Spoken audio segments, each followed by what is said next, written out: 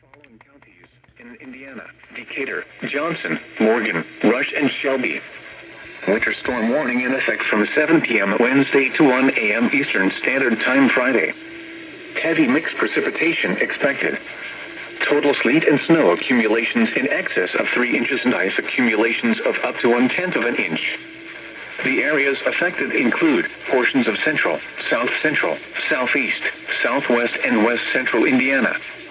The hazardous conditions are expected from 7 p.m. Wednesday to 1 a.m. Eastern Standard Time Friday.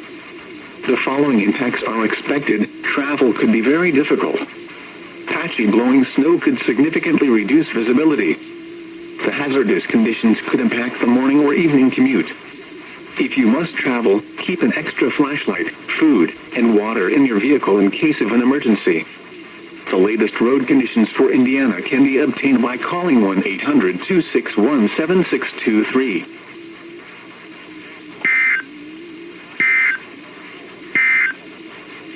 Here is a winter weather statement. For the following counties in Indiana: Boone, Delaware, Hamilton,